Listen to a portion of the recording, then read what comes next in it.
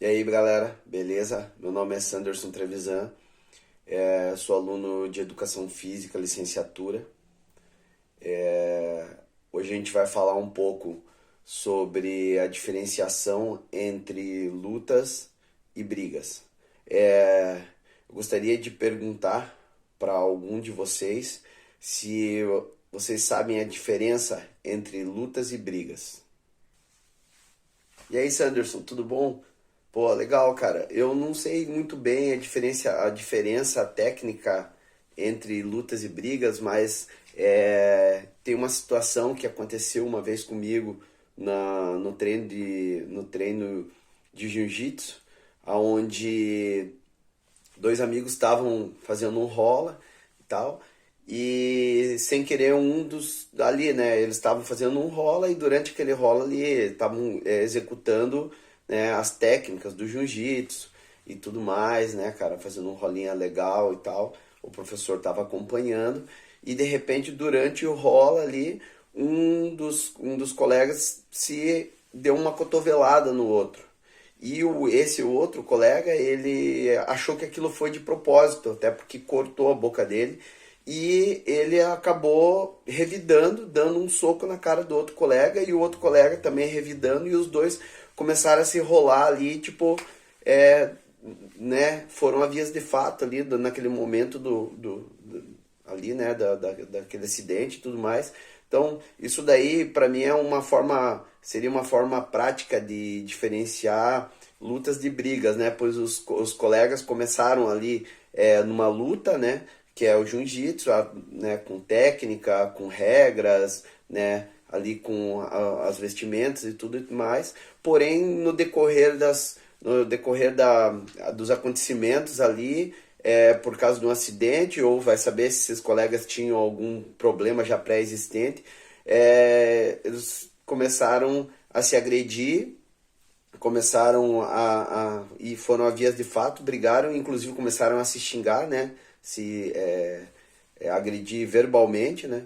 Então acho que para mim isso seria um exemplo prático de lutas e brigas. Então, basicamente isso, né? A diferenciação entre lutas e brigas é justamente esse fator, né? De não ter regras. A briga, ela é uma agressão, né? Tanto verbal quanto corporal. Ela tem um objetivo de também de sobressair pelo adversário, porém não tem regras, né? Não tem. Normalmente é por motivo que a gente chama de motivo torpe, né? Mas eu acho que é mais fácil a gente falar sobre aquilo que interessa mais pra gente, que nesse caso que são as lutas, né? E deixar bem claro o que são as lutas para que as pessoas não misturem as coisas e acabem acreditando que a luta é uma coisa que é inviável, né? Que ser uma coisa que uma coisa ruim, né? E pelo contrário, as lutas são coisas muito boas, são esportes, né? Normalmente muito muito bons para se ensinar a crianças, para se ensinar para ter uma atividade corporal entre adultos mesmo, inclusive algumas até entre pessoas de mais idade, né? E assim, uma das coisas principais para que a gente possa diferenciar as lutas de brigas são, primeiro, as regras, né? Nós temos uma quantidade grande de esportes que são lutas, né? Que são através de lutas. E cada um deles tem as suas regras, né? O jiu-jitsu tem as suas regras, é, o taekwondo tem as suas regras, o karatê tem as suas regras, né? É, Algumas dessas regras, elas são são parecidas, né? Elas envolvem entre sobressair o seu oponente, né? Muitas vezes fazer mais pontos, outras vezes ganhar território, né? Ou colocar o seu adversário para fora de um território, como é o caso do sumô, da greco-romana, enfim. Essas, entre outras regras, claro, regras que, que fazem com que muitas vezes garantam a segurança, né, do adversário e até mesmo garantam a segurança do oponente, né? Outra característica muito comum das lutas é a oposição entre indivíduos, né? Essa característica ela fica bem evidente nas lutas de oposição de corpos, né?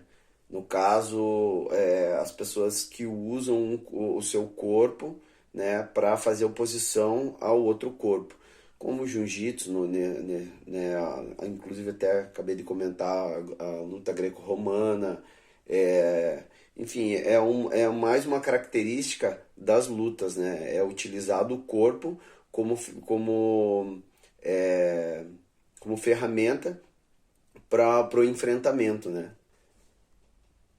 Outra característica também das lutas é a característica do enfrentamento, né? Normalmente as lutas elas são com algum objetivo de ganhar, como eu falei agora há pouco, ganhar território, o espaço dentro de algum território, né? Ou de mobilização, ou de acertar algum lugar no oponente aonde vá te dar mais pontos por ser um lugar mais difícil de acertar, entendeu? E então essas ações criadas por essas regras das lutas, elas podem ser consideradas como regras formadas através do enfrentamento, né? De um corpo contra o outro, de uma pessoa contra outra pessoa. Tá, mas é engraçado, tipo, a gente não vê acontecer muito ensino da educação física na escola, né? Nos colégios, nas escolas municipais, estaduais, de lutas, né?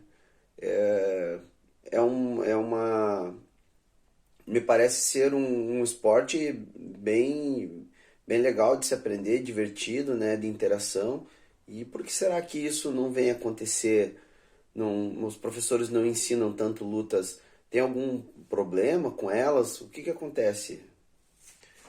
Então, pessoal, existe realmente essa dificuldade de ensinar lutas, principalmente no ambiente escolar, né, onde as crianças são crianças ainda, né, não tem de certa forma, um caráter formado para enfrentar certas situações que as lutas acabam proporcionando no desenrolar, né, ali das atividades.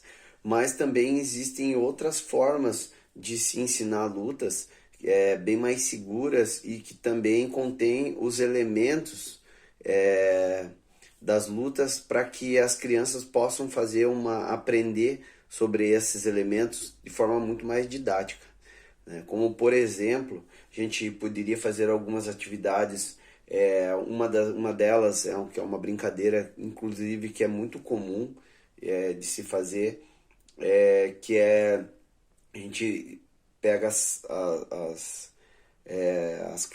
os alunos, né, as crianças, reúne elas, né, pode ser até em duas equipes, vamos dizer assim, né, mesmo com o mesmo número de participantes para cada equipe, né, e coloca-se um rabinho, né, um pedaço de EVA ou um barbante que dê para ver, assim, né, com mais facilidade, coloca na cintura dessa criança atrás, como se fosse um rabinho mesmo, né?